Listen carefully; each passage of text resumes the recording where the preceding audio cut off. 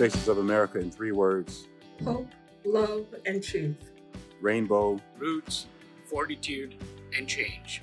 Experiment. Reflection, complexity, and humanity. Fun, flavor, ferocity. Shifting. Faces of America means to me rejecting imperialist worldviews. That's what Faces of America means to me.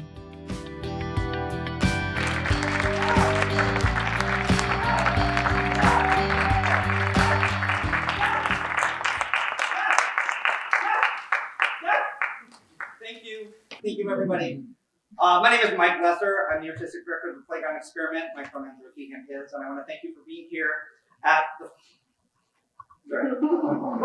Faces of America Monologue Festival #4.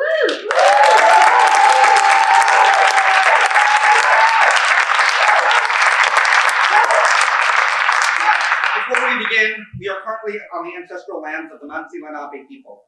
The PGE acknowledges that wherever we are in this country, we are occupying stolen land, and we honor and respect the indigenous people that once lived here, as well as the indigenous people who continue to live here and contribute to our society. Thank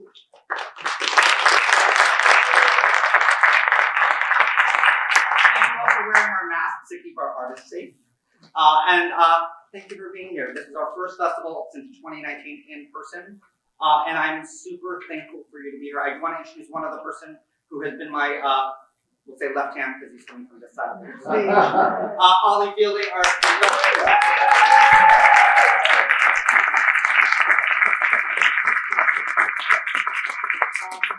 before we begin, we just want to thank you for being here. It is the culmination of a year's worth of office. I'm going to talk about it. All right. Right? Yeah. Which Ollie will talk about. The first thing to tell you is that there are programs available for this evening. They are available on the QR code, so you can scan them. You can get a digital copy of the program.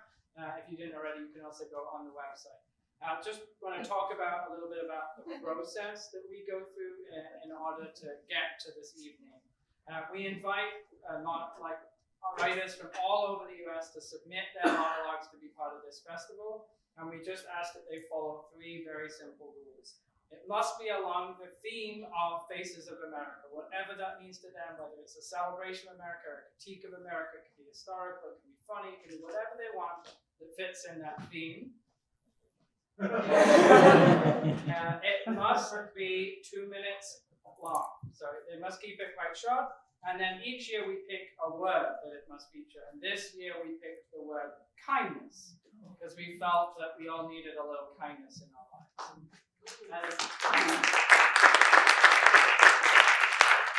As Mike said, this is our 4th festival, but this is actually only the 2nd time that we've done it in person. So the first year that we did it was 2019, and actually back then I was a writer, I was selected to be part of the festival.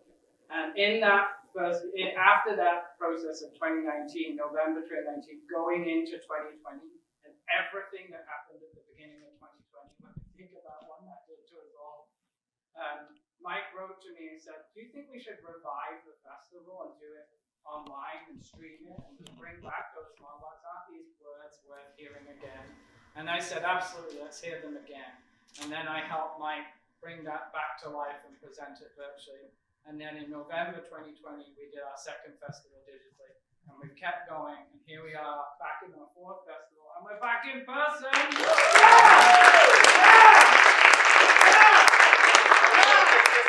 Our first festival, we had 125 submissions for only 25 spots. This year we have over 500 submissions. Oh, wow. So the work that you're hearing tonight from these 25, I'm going to use the word, brilliant writers, is stellar. And can we just have the house lights up for a quick second? And the writers that are here tonight, only a handful of them are here. Wave up, wave your hands.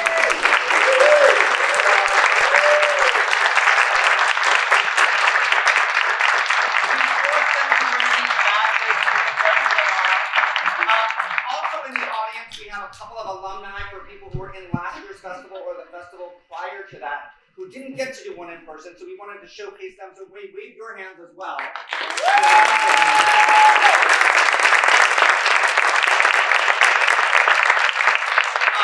One of the things that's really important to us as a community is bringing people together and connecting. And when we first started the festival, our hope was that it wasn't about another theater company trying to raise money for themselves.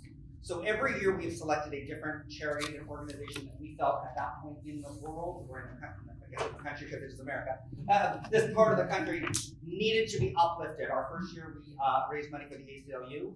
The second year was Black Lives Matter. The third year was the Native American Rights Fund. And this year we're raising money for the Transgender Law Center.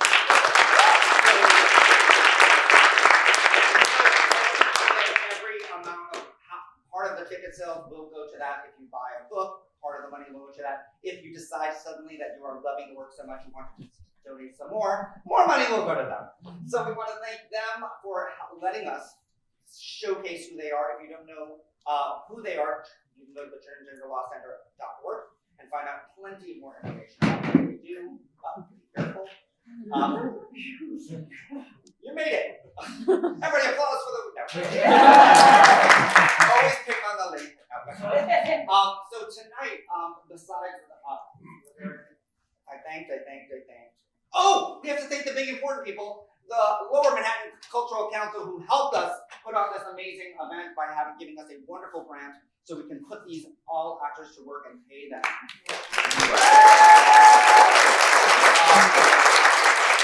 Also want to thank the YMCA here, the Westside Y, and all of the staff and people. We made a connection with them, and they have generously been a huge supporter of this work. So give a huge thank you to everybody involved with the YMCA.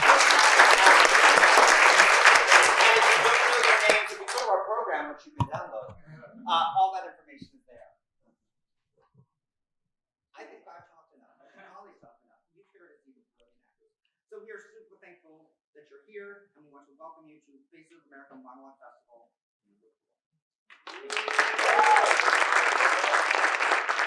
Faces of America means stories of America. Bravely sharing stories.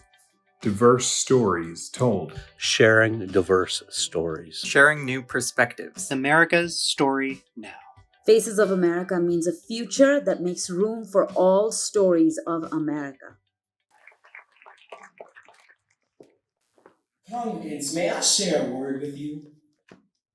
See, I used to wear the hell out of some kindness. I mean, ain't that what good Christian black boys do? Toss on some good old kindness with a pair of thank you ma'ams and false grins? Now in the beginning, my kindness was real, genuine. But I got worn down, showboating, and people pleasing. Just hiding my true self. Before you know it, I was about as fake as a $3 bill tucked between some Triple D silicones. Now, unlike the man I am today, I wasn't always ready for a full exhibition. Beautifully and uniquely crafted, yes, but also deeply cracked and broken. Note the setup. Enter a young, gifted black boy with an obsession for gospel music and Miss Grace Beverly Jones. Then, enter the boy's father, pastor of Sunrise Baptist Tabernacle in Freetown, Virginia, with its some-timey acting and opinionated evangelicals. See, in my hometown, when you leave for college, you better return home with a degree, a job, and a wife. I, however, refuse to be the prodigal son, so after graduation, I don't return. Over time, I stopped dreaming.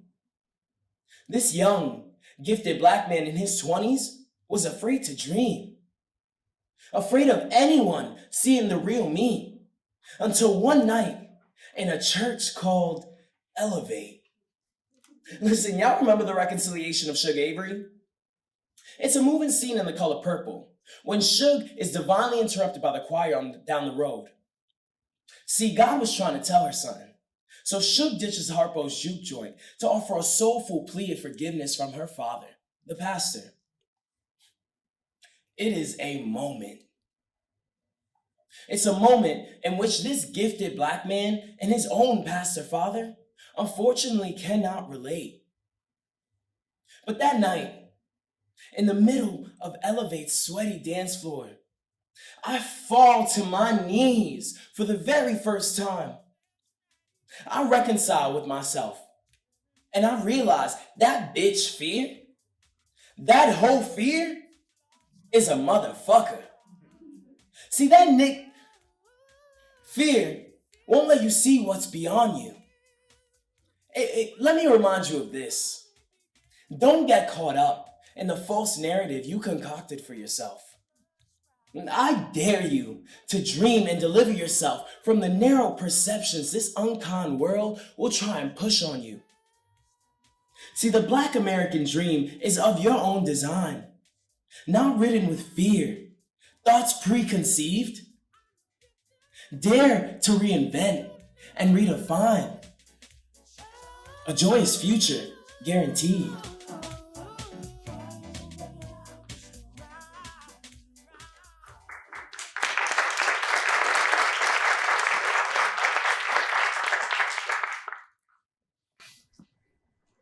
It starts off small.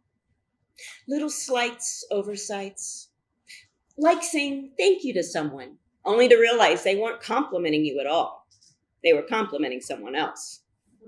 Usually someone younger, much younger, which is embarrassing. To go from being the prettiest girl in the room to being a beautiful woman to, well, this is a bit of a mindfuck. And you don't think of yourself as actually looking different because your brain hasn't caught up to what your body actually looks like. And so you find yourself behaving in ways that seem, well, unusual to the outside observer. You still act like the pretty girl. You still speak as though every eye is on you. It just takes you a minute to realize they aren't anymore. And men, any kindness they bestowed upon you, well, that turns out to be transactional. The attention of a pretty girl is worth its weight in gold, even if there's not a chance in hell that that attention is going to lead anywhere. Yep. Men aren't listening as intently to you anymore. Maybe they never really were listening to you, hearing you, taking you seriously. To go from being hit on to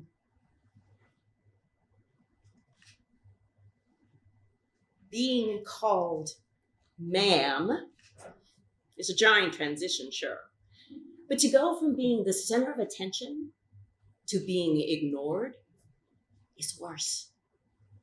Especially when you still have things to say. Important things. Things that are so much more impactful because you actually have the cognizance and savoir-faire to articulate those thoughts now. When did we go from valuing youth over wisdom? Because honestly, from this end of the spectrum, I realize that's a shitty trade. My ideas are like my body, fully formed, fleshed out. These lines on my face are my resume. My age shouldn't be a shroud, but a beacon. Come to me, learn from me.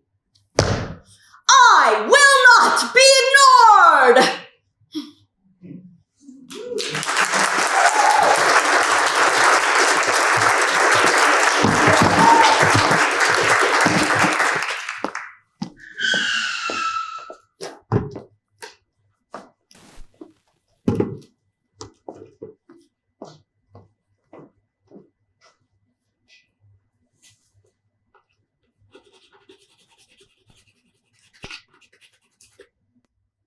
No, I'm not vandalizing your precious white Mercedes SUV. I'm simply correcting one of your oh-so-virtuous bumper stickers. Who am I? Don't you remember? We've been through some life and death shit together, after all. Just 5 minutes ago, you damn near ran me over turning into the parking lot. No, I'm sorry for almost ruining the reading of your text messages. I ran over to check and make sure there wasn't some dire emergency, but no harm, no foul. You got your Starbucks, and I got to be enlightened by your wide array of bumper stickers. This one stood out to me, though. Kindness costs nothing. See, I'm confused by that because I always thought that kindness required some effort, that it took work, that like compassion and empathy, it actually costs quite a lot. That's why there's so damn little of it in the world. And actually, kindness that costs nothing is just politeness, playing pretend. So I sharpied out the nothing, and I left you with kindness costs. That way you can go forth and enlighten the world. You can teach people that it takes time and energy and emotion to actually give a crap about people, to steady your gaze and see them, to lean in and listen to their voices, to wipe your mind of preconceived assumptions and actually view the world as they see it, and maybe to put down your damn phone and not run someone over. I'm sorry. Is that a chai tea latte? I had you for an iced caramel macchiato. I guess.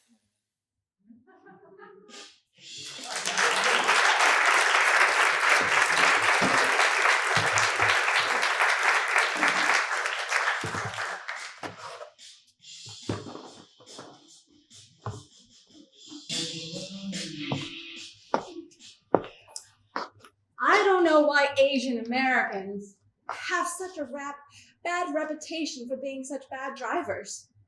I'm an excellent driver. That's why I bought a Porsche. I had to. Parking valets snubbed me. Toyota Corolla, park your own damn car. Studio executives ignored me. Listen, we can't be seen with you. You don't represent success. Show us you believe in yourself, then we'll talk. It costs a fortune to believe in yourself. I called my Porsche the Silver Menace because my brakes squealed on purpose to represent, to give the impression that Asian American drivers everywhere are unsafe at any speed and dangerous at any age. The fast and furious, always in motion. My car was a raving PSA, baby. Parking valets were now more than willing to take my keys and park my cars. No thanks, I'll park my own damn car. The Silver Menace was a game changer. I sold my first TV comedy pilot. Whenever I pulled into a gas station, people always shocked to see me behind the wheel. When I saw their face,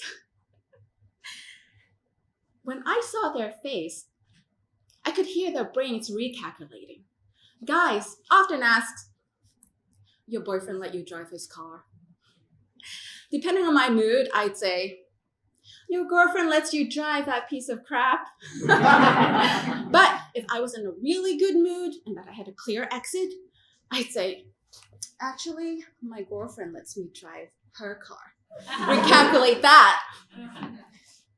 My boyfriend let me drive the little old convertible. It was 7 years old, had no GPS, and very limited cargo space. My husband and I had this policy. I can buy whatever fits in the Boxster, but if it can't fit, I must acquit. Sure, honey, you can have a Steinway grand piano if it fits in the Porsche. A grand piano? I can't even shop at Costco. Those jumbo-sized toilet paper doesn't fit in the trunk. That's why everyone at the grocery store knows my name. I had to shop there so often that I practically lived there. Aisle 23, next to the meat, because we moved to America for the meat. Notice I use the past tense. I had to sell the Silver Menace. Unfortunately, it got too expensive to maintain. Plus, I hated driving that car with the top down. Random strangers would shower me with untold kindness. Wash your car! Those wheels are dirty! What's wrong with you? What's wrong with me? We're in a drought. I miss the kindness.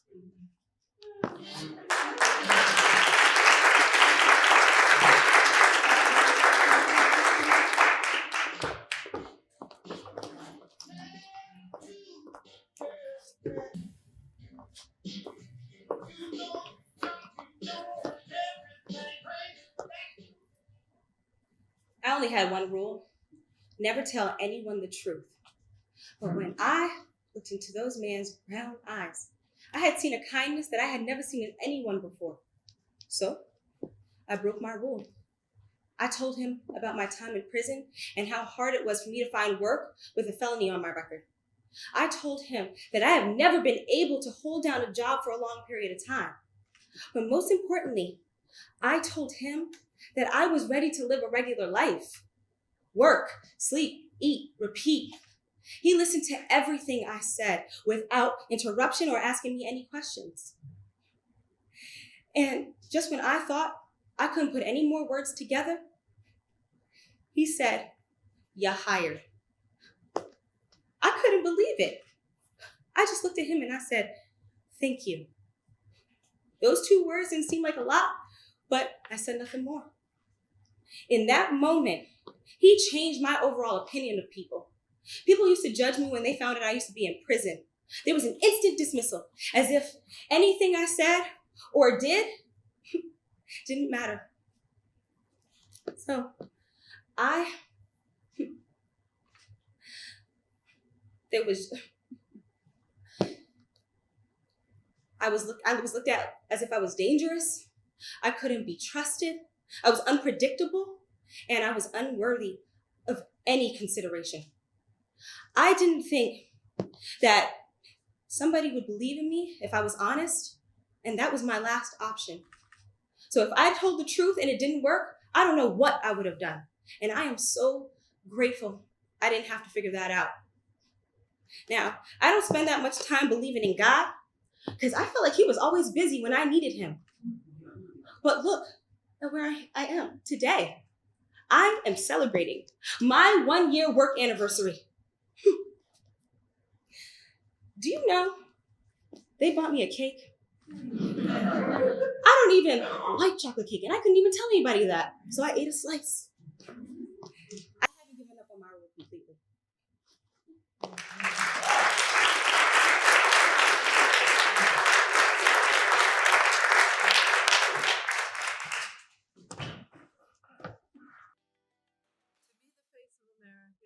Empathy, compassion, and diversity. To me, Faces of America means resisting cultural hegemony.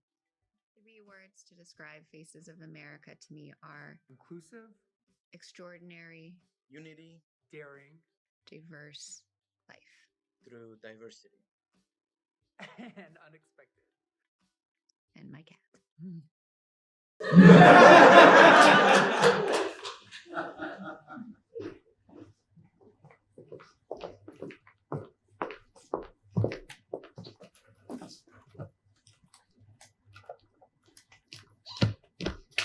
So, catch up on the new season of what? Oh. You know there's like a major cartel war going on in Ciudad Juarez? Lots of rival cartels just shooting up random locations. Lots of innocent people dying.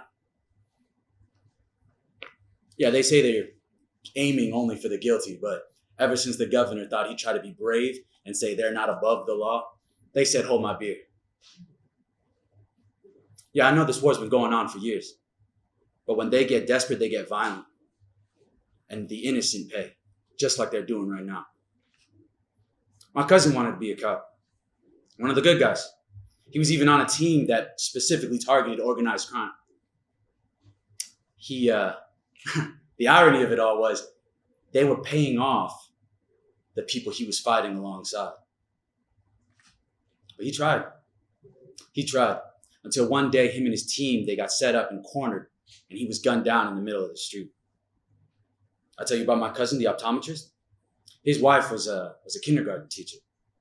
And beautiful couple, full of kindness. Someone somewhere decided it'd be a good idea to make an easy payday and strike some fear into the neighborhood. So they kidnapped his wife and held her for ransom.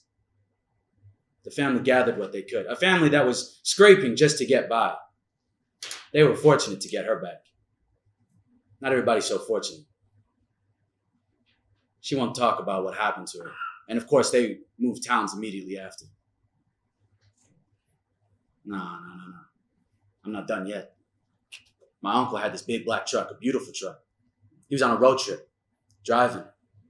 Another truck drives by, filled with guys with fancy chains, all carrying big guns. They see his truck, they want his truck. They hang a Yui, chase after him. Now, my uncle's not an idiot. He knows they're not just going to let him hand it over and walk away. So he steps on it, creates enough space, jumps out the truck, runs, and hides in the woods. Luckily, it's getting dark. They search and search. He stands still, just praying, until they get tired and leave with his truck. So you see, when you ask me if I'm caught up on the latest season of Narcos, don't be surprised if I hit you back with a loud and angry, "Fuck no!" I will never watch that series or any other series that glorifies these assholes. They've ruined too many innocent people's lives, my family's lives. I don't give a fuck how good Diego Luna is or if Bad Bunny turned out to be a decent actor. And fuck Hollywood for glorifying these people and giving them the attention they so badly craved.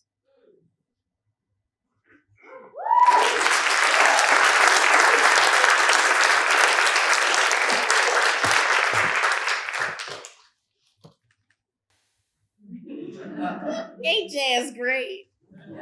Ain't jazz beautiful? Jazz to me is a memory of dancing in the pouring rain. Jazz is smooth. Jazz is freedom. It's a concoction of happy and sad, the good and the not so good. It's the epitome of love and hope and emotional journey that connects you to an instrument, bass, keys. It's a thought, a groove. Jazz is all that it is and ever will be.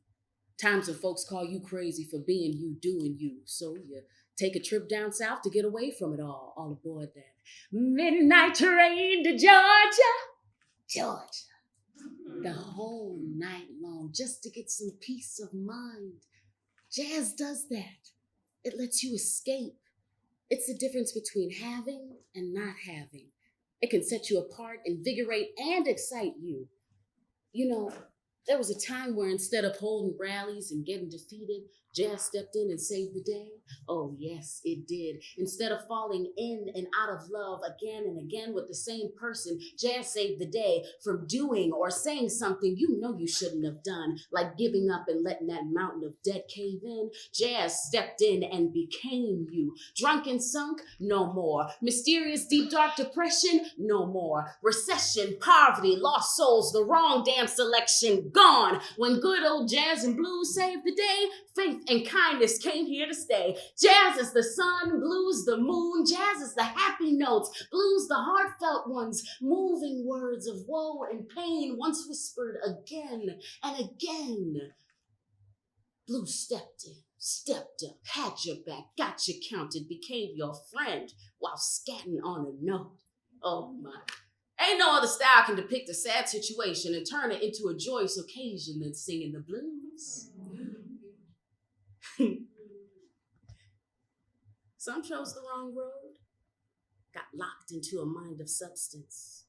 Others escaped, made it back to the light, held on to jazz and blues, which made the news. What does jazz and blues mean to you? Ain't jazz great?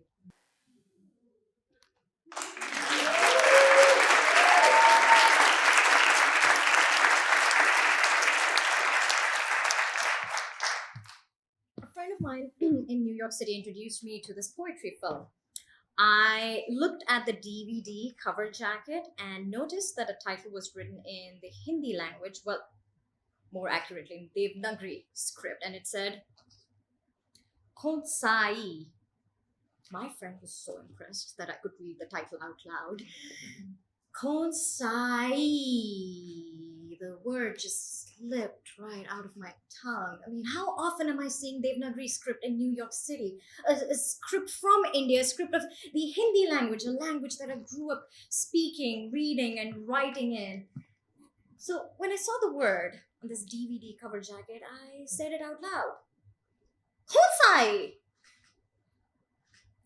You try looking at a word and not reading it, especially if you know the language. You can't not read the script, you know. Konsai. I don't know any word konsai in the Hindi language I grew up with. And yet here it is in its script. I can read it phonetically and I still don't know the meaning of it. It has to have a meaning, right? Perhaps in another language.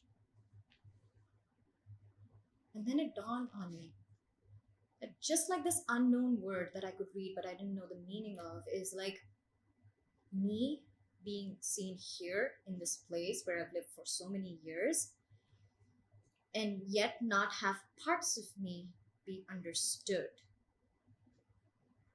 We ended up watching the DVD.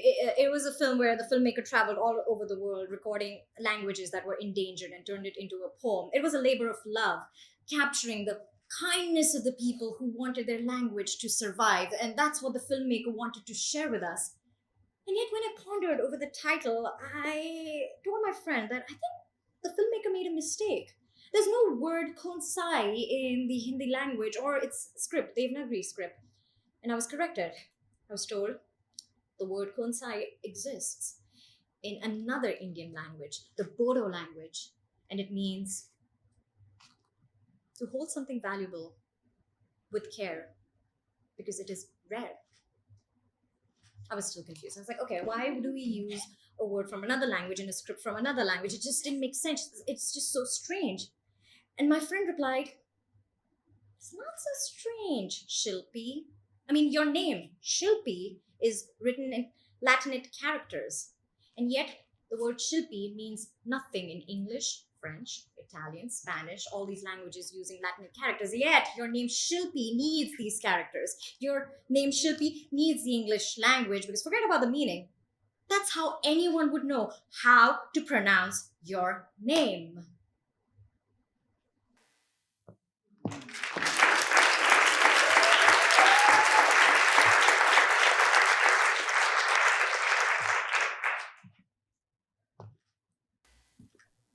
I really did this to myself, huh?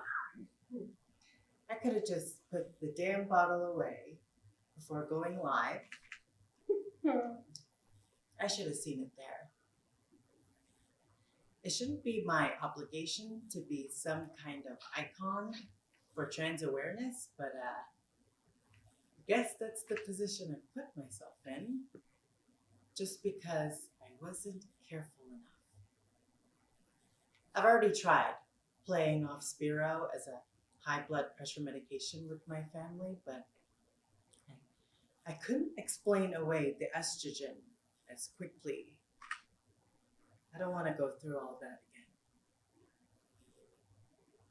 I should have known this would happen. Just wish I could put it all behind me.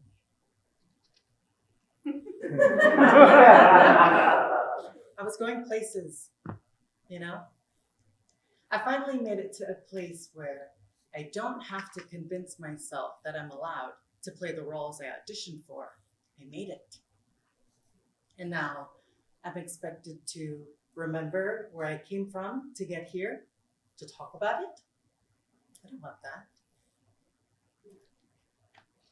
I don't want to be seen as a trans woman, just as a woman.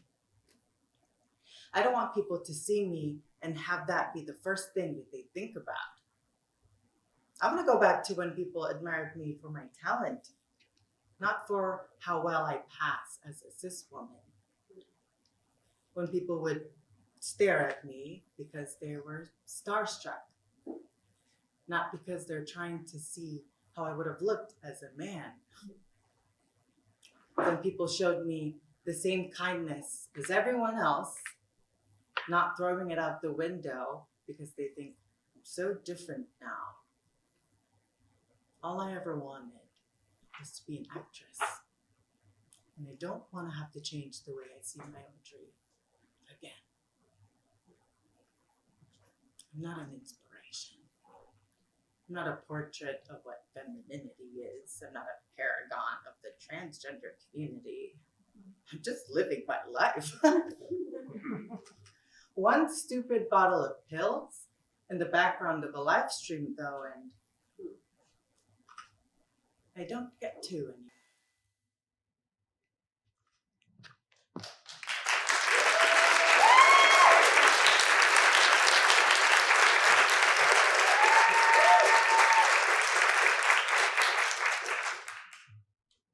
Well, yeah, exactly. That's the point. It might be bloody, it might be gross. That's why it's so interesting. It's gross like life, and you can't look away. I mean, you can, but what's the point of that? You have to keep your eyes open. That's what my father always said. You have to keep your eyes open. I thought he was full of it, really, but that was before I saw my first slasher film. I was like, no, I don't want to go through that.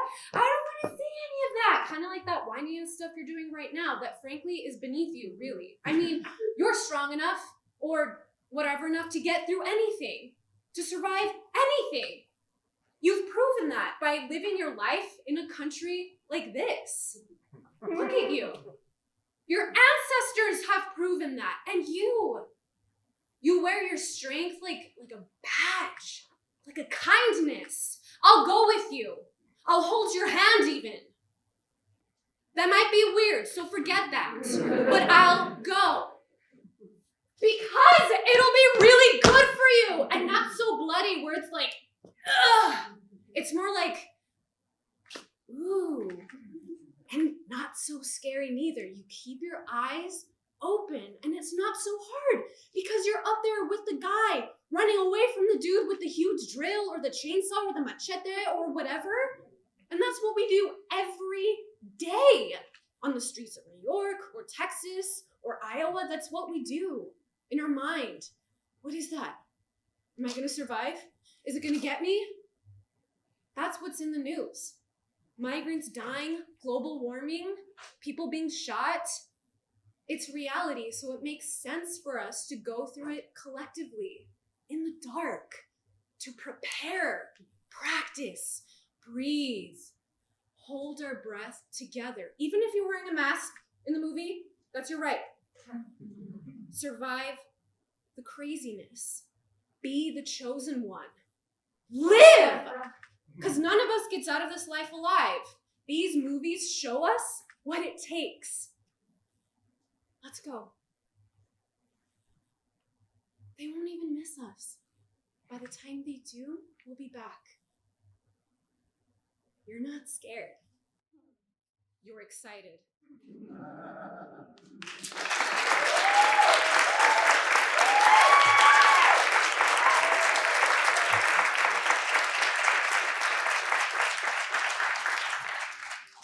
What the Faces of America means to me is creativity is liberation. Redefining societal expectations. Empathy, honesty, and connection. Faces of America means to me opportunity, confirmation, and victory.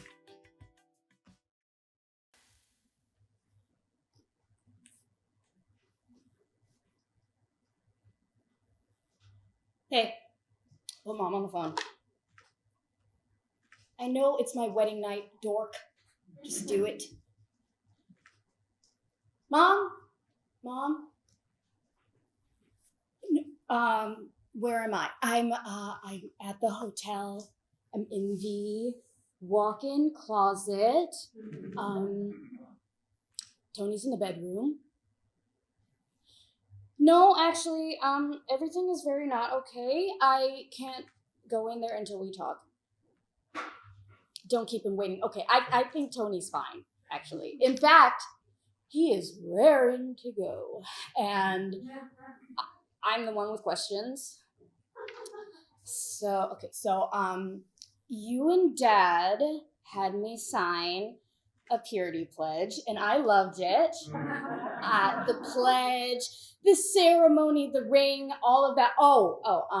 By the by, what do I do with the ring? Do I like solder it onto the engagement ring, or?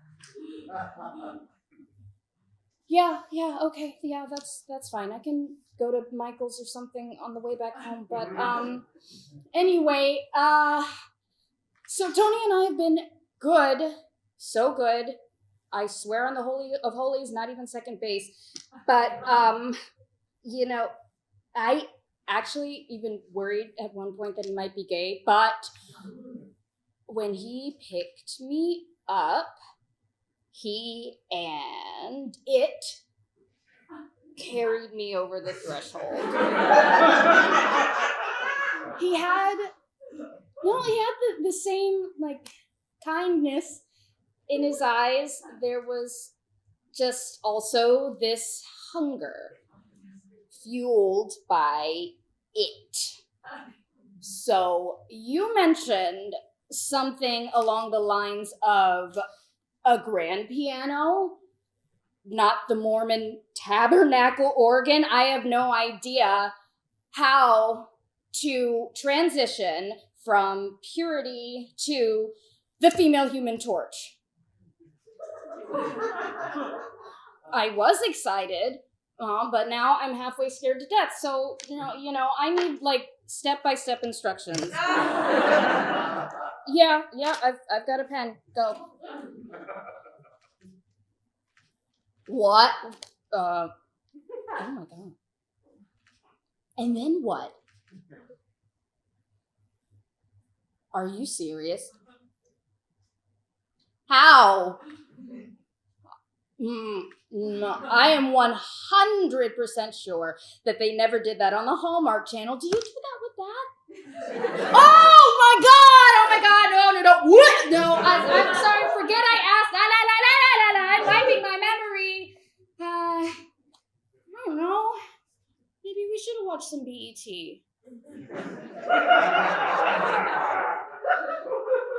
Okay, so how is one supposed to go from lady in the streets to freak in the sheets? I've got the lady part down. It's just the freak in the sheets thing is going to take a lot of work, and VeggieTales did not prepare me for this.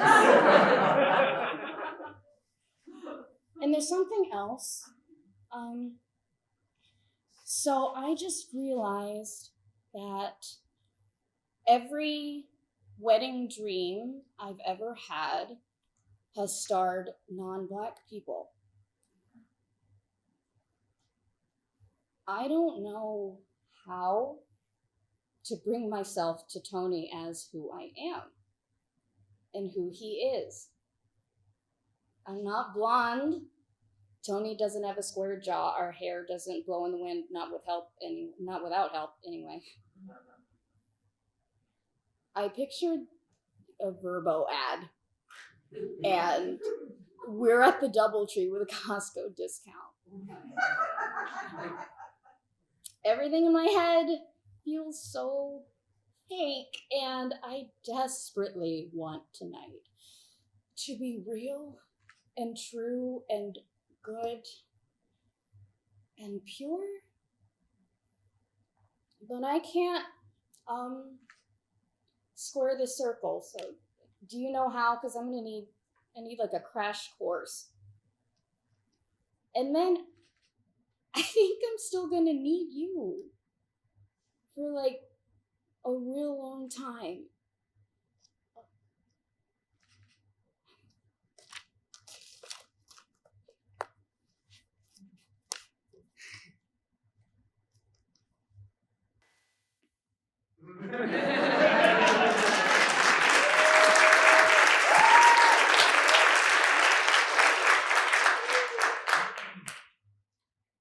The fear. That's what I remember. At first I thought it was COVID, my body on the pool tile floor, clutching the toilet. I felt better by that afternoon, and then it happened the next day. My breasts were sore, my mind was cloudy, and I knew. I had a bit of cash left over from waitressing, just some like crinkled ones and fives that were stained with salsa. I made my friend buy the test for me. I lied and I said it was negative. Even then, I felt like a spy behind enemy lines. Like, could my roommates hear my heart pounding through the door? Could my pastor sense sin? Would the police come knocking and like go through my trash? The fear hugged me, like squeezing my throat. And you've got to understand, my parents went to marches. They helped me make posters on the living room floor, and all of us high from the fumes. This was not something they could understand. I couldn't be pregnant at a Bible college. My computer and my phone might tell on me. So I used the school computer and these websites that like spoke secret messages and like encrypted apps, ants that were going to take you camping. I took the bus out of state. I slept on a pull-out couch, my eyes rejecting sleep. And the next day, this woman I didn't know held my hand in the waiting room, and her friends helped pay for it, and they told me that they understand. And I still cry from their kindness.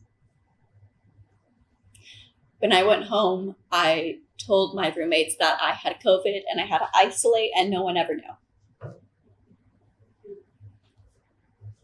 The fear is still there. It may always be there.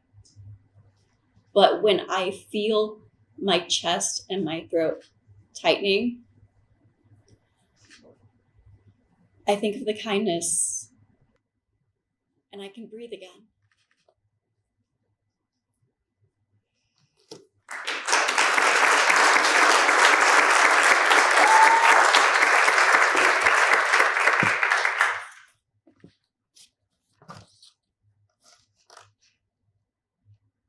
No, that's wrong. You've got it wrong. None of that is true.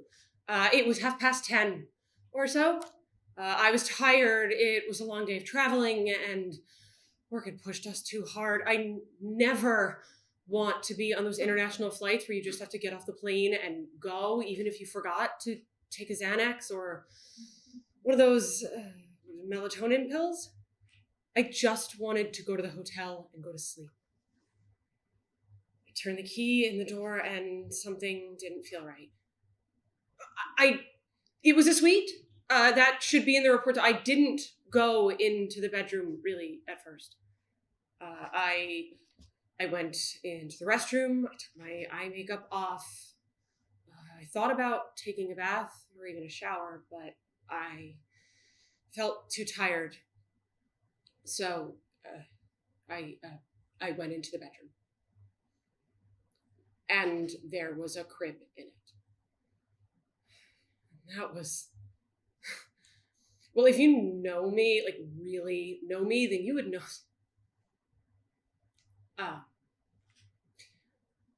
When I was married, I was unable to conceive.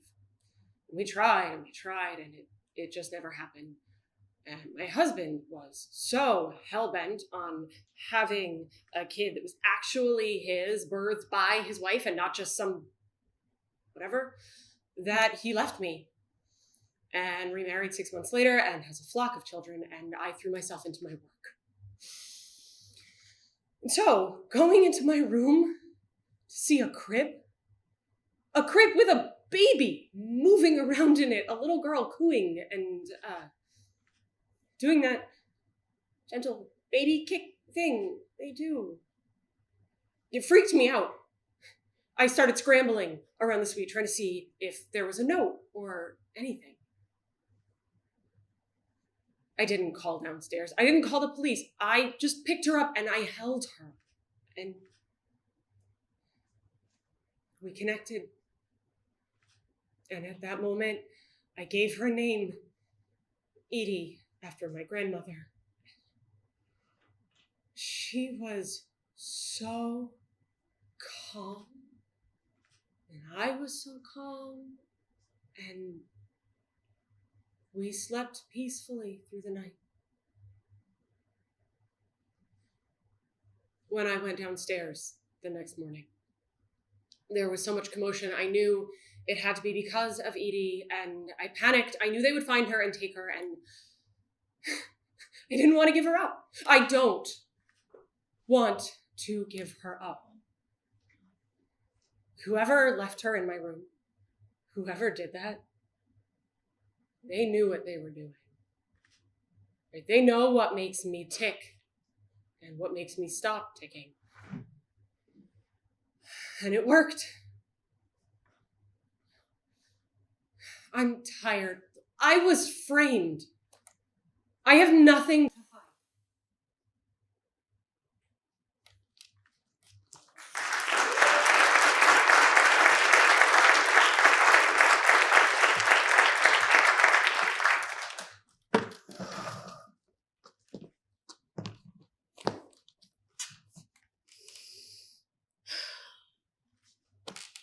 You know how some women say they feel they were born to be mothers?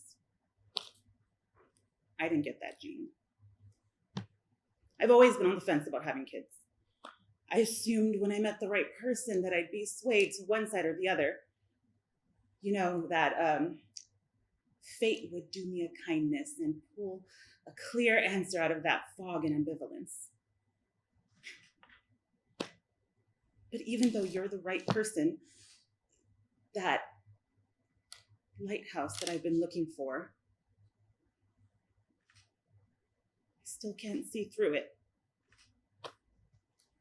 It's too dense, just with a lifetime of worries and questions, like what would having a child do to my body? And am I supposed to just give up my dreams for 20 years and watch the regrets just pile up with the dirty dishes, and you get to pursue your dreams while I'm stuck raising a child that I wasn't even sure I wanted? I know, you wouldn't ask me to do that. Just the thought, it terrifies me. And is it even ethical to bring a child into this world? When this world is just so intense on just ruining itself. And how could I even look my child in the eye and tell him that everything is going to be okay when I have no idea if that's actually true?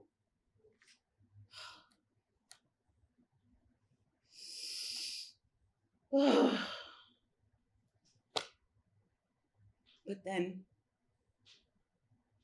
I think about the type of father that you would be because of the type of person that you are. Kind, patient, considerate. And the fog lifts a little bit. I'm not saying that we wouldn't screw it up once in a while, but I think we'd be pretty okay in the grand scheme of things.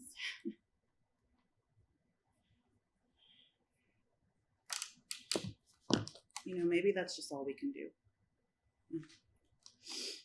Maybe we can just hope for the best and muddle through the fog and the fear and just look for the lighthouses. Lighthouses, they're the people that give us hope and comfort and safety. If I had a child, that's what I'd want them to be. A lighthouse. The way that you are for me, the way that we'd be for that child, and we'd guide them through safety and care for them. I'm still not sure that I want to be a mother, but maybe I could try being a lighthouse.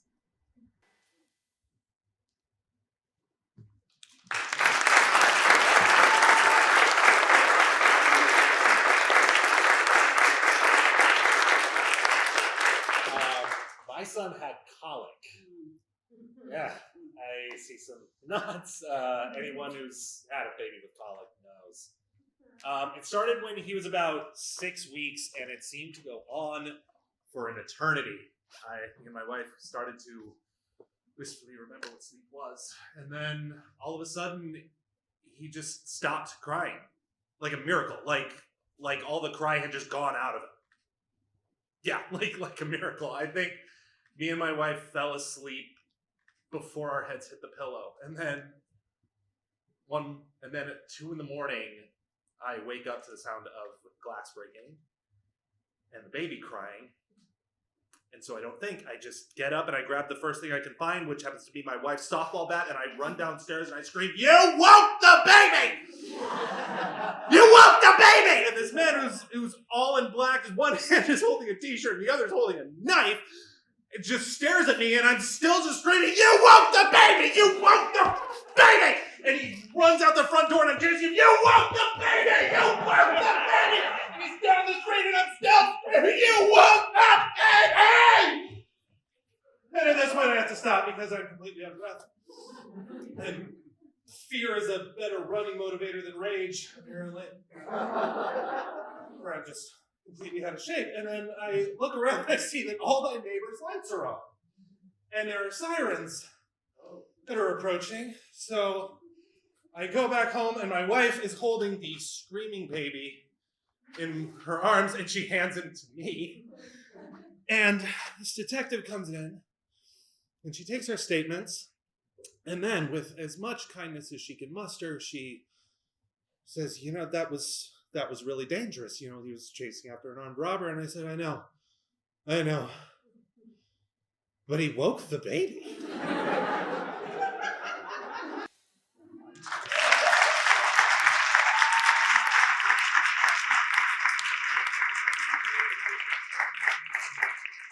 The faces of America are bold, resilient, and weird. To me, Faces of America means moving forward together. What does Faces of America mean to me? Inclusion, Opportunity, unity, and love. vulnerability, Beauty, and community. community. Community.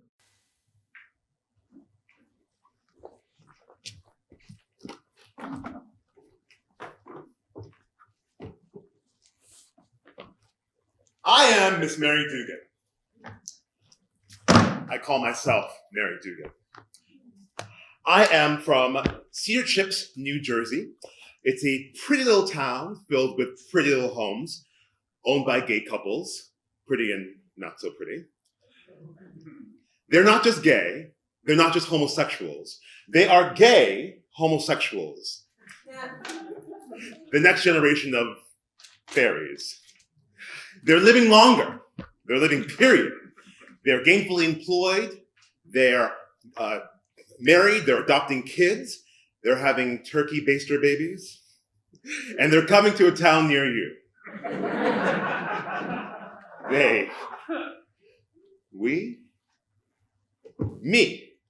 I, Miss Mary Dugan, am here to tell you that I am a gay homosexual.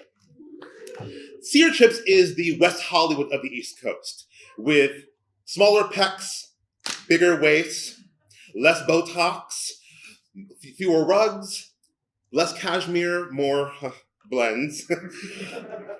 I like to think that all the gay homosexuals flock to Cedar Chips because of me, Miss Mary Dugan, queen of the universe. I am the hostess with the mostess. I can throw a party that lasts for 2 days. I can cook anything. I can bake anything. Soup to nuts, bruschetta to lobster bisque, to beef Wellington, to eclairs. And when the party's over, I like to go down on an eclair. And let me tell you, sometimes an eclair is just to declare.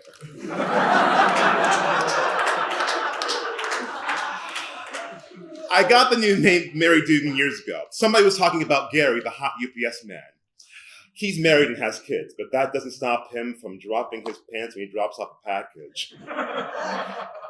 And 9 snaps for the package. So some poor soul at the party says, "Do you think the UPS guy is gay?" "Mary Dugan, please," I said. And the rest is history. The birth of Mary Dugan? Who is Mary Dugan? I think it's one of those names from the gay Bible that just got passed down from generation to generation. "Mary Dugan, please," Alexander the Great said to Achilles, who said it to Julius Caesar, who said it to Nero, who said it to Oscar Wilde, who said it to Cole Porter, who said it to Rock Hudson, who said it to the cutie that I met at Julius when I was 18, who said it to me. I haven't had much luck with boyfriends. If I wrote my autobiography, it would be called "I Met Mr. Right 1,000 times. I just never got his name." Well, if you guys spent the nights turned into a few months. I gave them everything that I had, and they took some things to remember me by. Stereos, cassettes, credit cards, and cash. I don't think I've ever been in love. I'm not asking for much. Just lifelong devotion and hot sex every night. But if I can't get any of those things, I'll settle for a little kindness.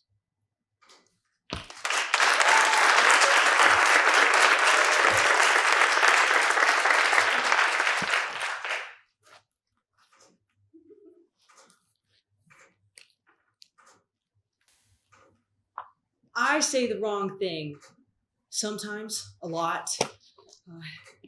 It's like I miss social cues like they were pop flies in pre-K t-ball seasons. Like, I can see them coming! And they just go right over my head.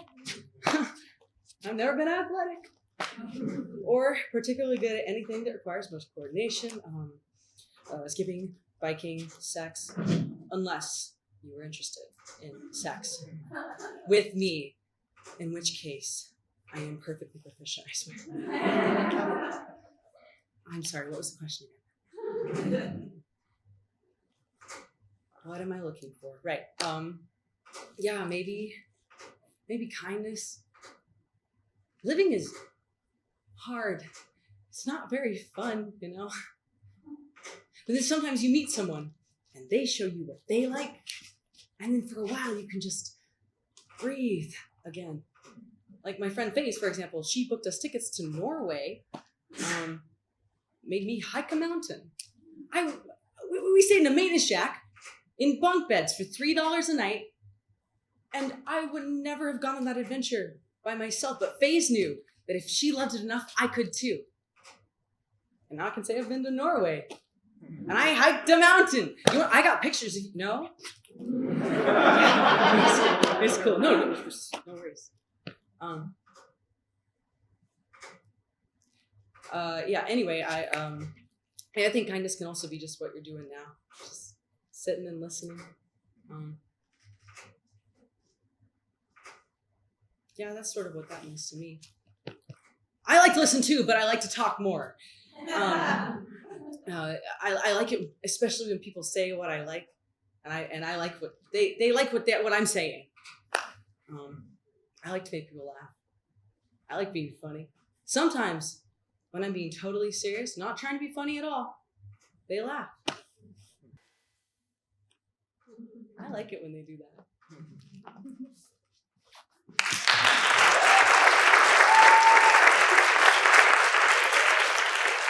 Oh, no, I really shouldn't have another. My mother tells me I should stop drinking. She writes it on the bottom of my Christmas card every year. She's always had a flair for the dramatic. It'll give me liver disease or kill me or, God forbid, give me wrinkles. The only thing worse to a Southern mother than death is getting old enough to actually die. Merry Christmas and Happy New Year. We'll have a cup of kindness yet. I don't even think she knew what that line meant. And then she would draw this little cup underneath. Love, Mom. P.S. Ladies don't drink. My mother was all about ladies until I fell in love with one. My mother's a pearl clutcher. Was. And she clings to them instead of reason. Clung. Past tense is hard to get used to. I called them her oh shit pearls. Oh, I hadn't spoken to her in years. Maybe 10? I don't know, 36 now. I knew I was playing a risky game freezing her out, but I had to protect myself. My energy, my peace. At first it was just phone calls, and then I stopped answering her emails too. Her birthday went by, then 3, then a decade had passed.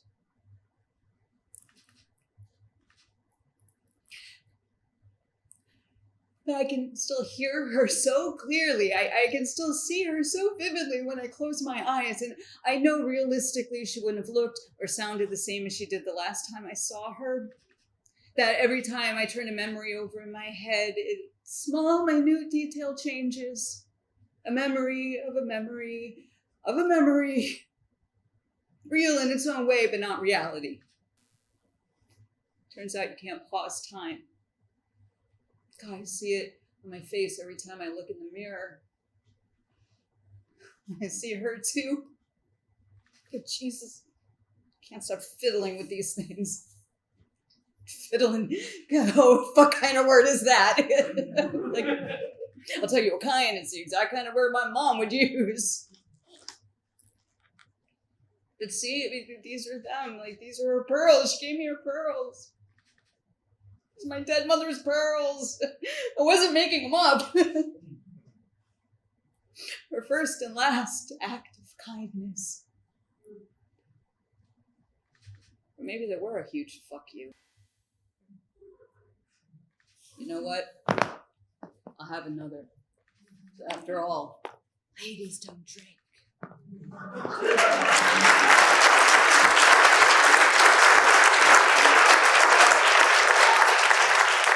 If you're going to be working in the avian exhibit during your internship, there are a couple of things that you need to know.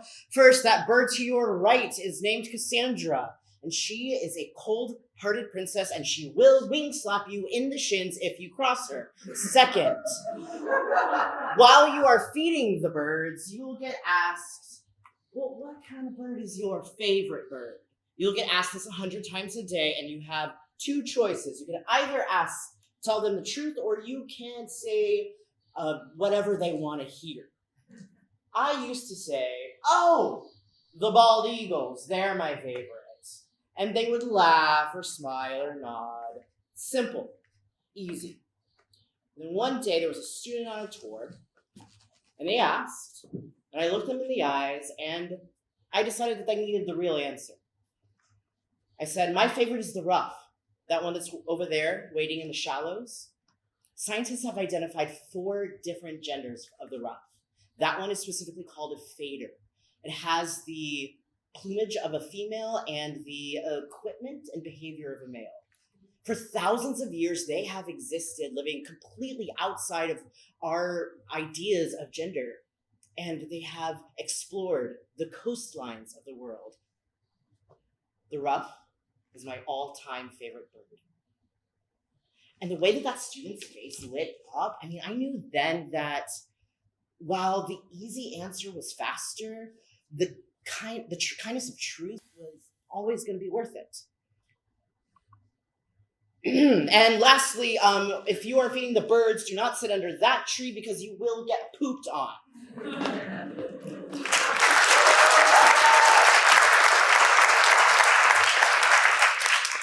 Fuck kindness.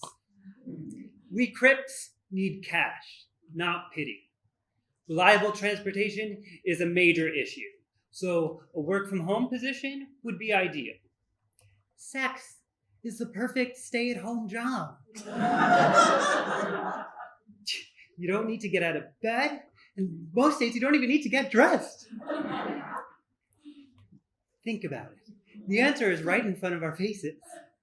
We just need to decriminalize prostitution for visibly physically disabled people. Let me explain. First, we'll have experienced professional sex workers that will work as trainers, and beefy ex-cons will provide security.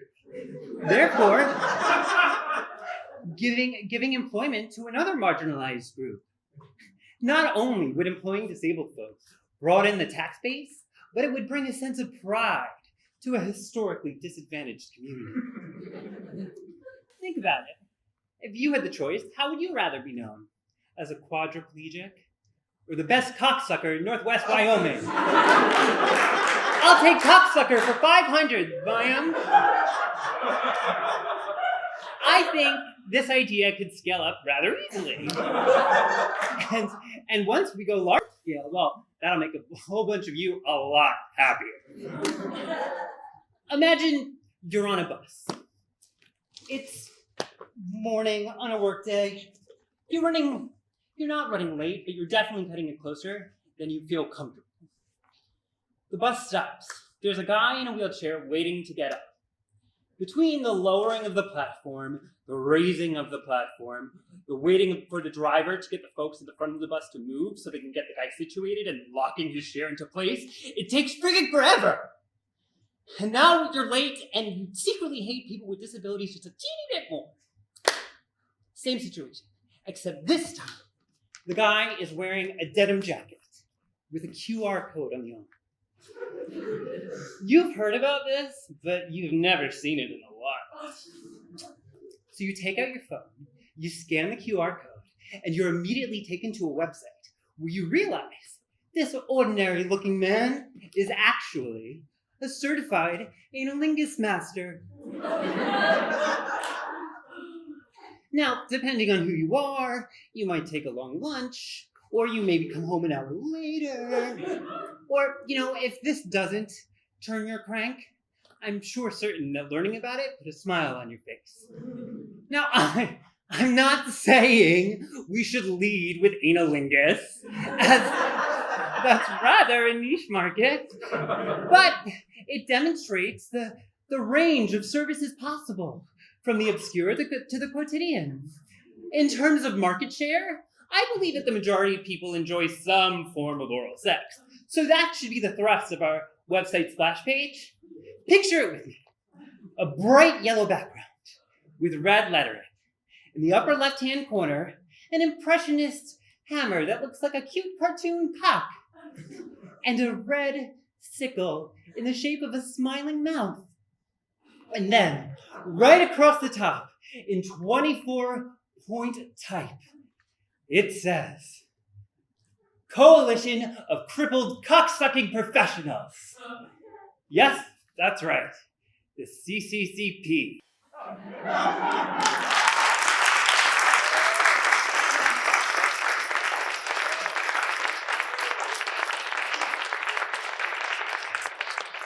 Faces of America means to me philanthropy, equity, and art. Faces of America means, for me, a chance to bear witness to other people's stories and experiences. Faces of America. Naked, beautiful, broken. Apologize? They want me to apologize? Miss Beth, you do realize how completely insane that sounds, right? Vanessa was the one who attacked me. You saw her lunge at me. I'm like living in a Twilight Zone episode right now. I can't even say this is racist because everyone involved except you is Mexican. This is such a trip. You do realize that, right? Like I literally did everything you told me to do. I peer-reviewed Vanessa's paper. You once said that if you had to choose between kindness and honesty, you would prefer honesty. So would I. So I was honest. Vanessa's paper is trash, okay? The girl talks about going to Brown. Do you think Brown is going to be charmed by her mangling of the English language? Miss Beth, there was no trace of organized thinking, form, or any cohesive thought. I mean, she spent 2 pages talking about her Tio Beto's auto body shop, and it had nothing to do with it. So I did what I was told to do. I marked it up. And then she called me a colonizer. She started it. She was the one who got personal. And yes, I said what I said. Because it's the truth. I would rather be a colonizer than a cleaning lady. Do you know why?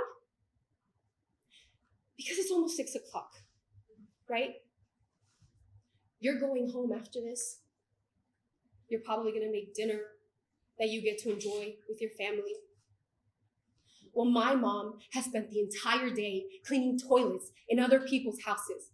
And then at 6:30, she has to go downtown to vacuum offices. She's not gonna get home until a little after 1 o'clock in the morning. She gets to have dinner with me and my little brothers twice a month. So you can lecture us all you want about decolonization and fighting hegemony, but you are a white lady named Elizabeth Jones, okay? And I am a brown girl named Lila Guadalupe Ramirez, which means I'm probably gonna have to fight a little harder to get less. Okay, so talk all you want about decolonizing academic language, and I will nod, and I will be respectful in class. But I have a plan for myself that involves doing whatever it takes to ensure that when I am your age, I am not a cleaning lady. Can you imagine if years from now, my mom discovered that all of her sacrifices were in vain? Because I decided to be decolonized. No gracias.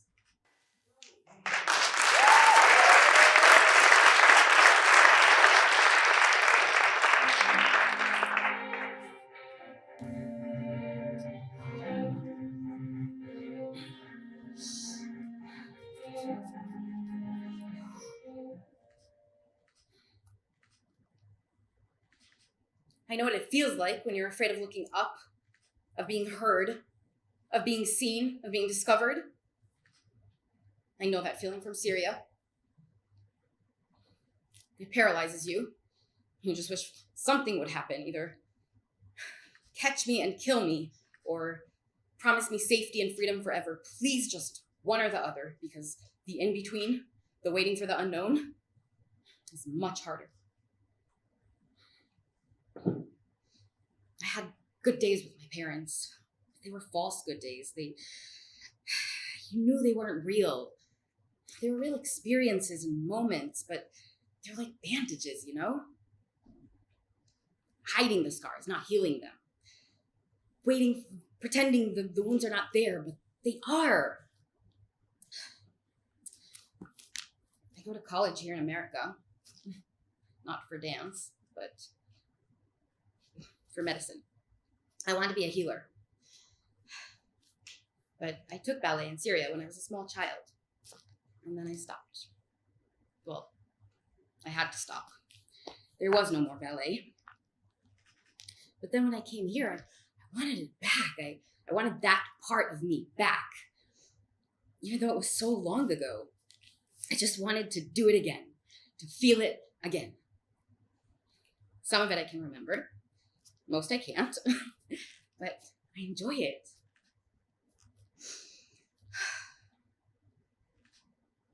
It makes me sad sometimes. The music, the pace can be slow. When something is slow, it makes you think. Not about work, but about everything else. The solitude is worse. I know I can be in the studio with 50 people sometimes, but standing here at this bar, I am by myself, alone. Like being in this country. Yes, the people in this ballet class show me kindness for being here, kindness for being alive, but I'm still alone. And standing here at this ballet bar reminds me of my solitude. Why do I keep coming back?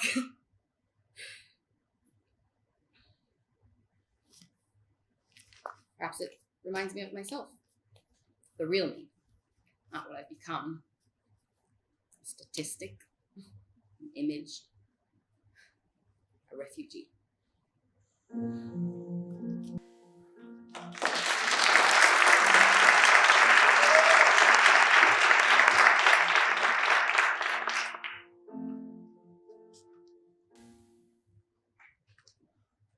Hola, Apa. Vine a ver cómo estás. I came just to say that I'm freeing you from whatever regret, guilt, whatever's robbing you of your peace in your last moments.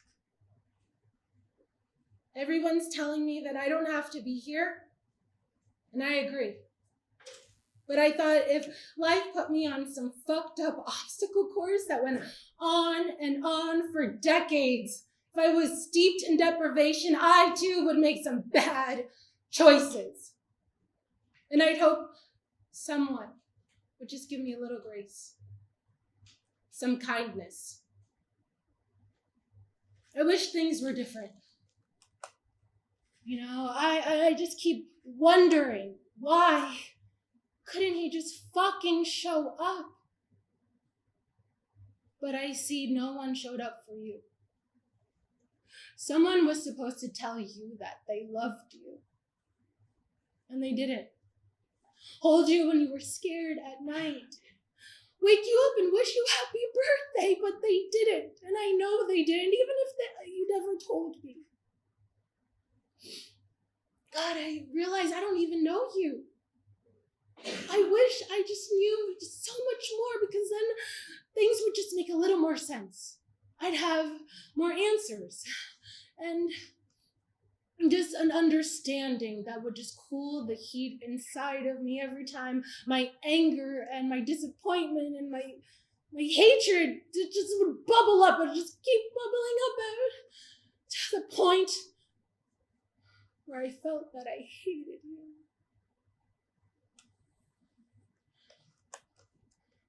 I won't condemn you if you won't condemn me. God, you did the best you could with the shittiest fucking cards life dealt you. Thank you, Dad.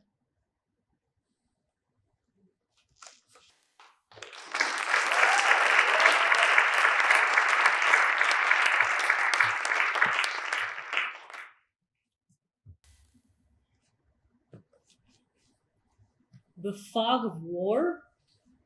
Let's talk about that for a minute. That concept, because I don't think you get it. Now, don't be offended. I know that face. Don't pull that face. You're not the only one who doesn't get it. I have plenty of COs who, they think they do. You know, the total confusion, disassociation, yes. The fogginess of battle. But what's battle? What's battle and what's the regular day-to-day shit over there? You know, my father used to have his go-to, anecdotes. He used to say, every day in the army he spent was a snafu. Situation normal, all fucked up. Look, I know I'm not selling this well, I know. Look, sweetheart, I know it's hard to wrap your mind around me signing up for another tour. I know it's not what we discussed, the house, and the baby, and the mortgage and all that, but I'm just not there yet. I'm still in the fog. I think I was in it when we got married. So, I don't know. I guess the fog extends further than the writers write about or the recruiters tell you. Not that I was so passionately recruited. Had to practically crawl my way into the infantry, as you might recall. Practically beg to be included. Please, oh please, let me be shot at. On behalf of my country, I promise my lady parts won't disrupt the unit's esprit de corps. Or you know what? I don't promise that. Maybe the unit's esprit needs a little disruption. And that's the angry young private you married. And you know, I crawled through the mud, and I dragged my shit through the sand, and I dragged my buddy's shit through the sand, because he couldn't carry it, because someone had to carry him. And, that's when they say in the fog of war that women in the unit are distracting. They are damsels in distress waiting to happen because everything's all confused. So who cares if the woman next to you is smaller, is somebody's mother, pees sitting down? What matters is, does she have your back? Do you have hers? I know her. I know I've never talked to you like this, baby. I know about over there. I like to think it was a kindness. Like I was protecting you. But I think I'm just wanted to keep it for myself. Because you see, the fog, I like it. I'm in it now. It's where I live.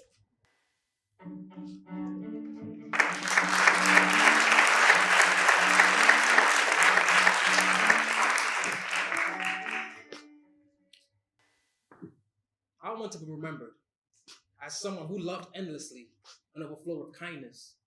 However, I've always feared I would be remembered for what I could have been.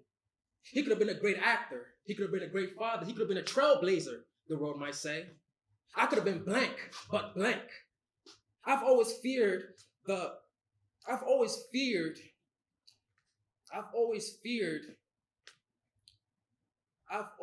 afraid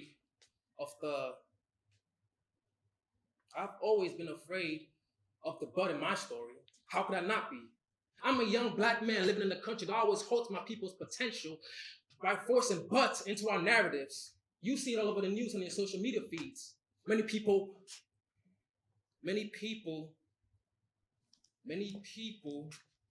black men had potential, yet they were forced. Many black men had potential, yet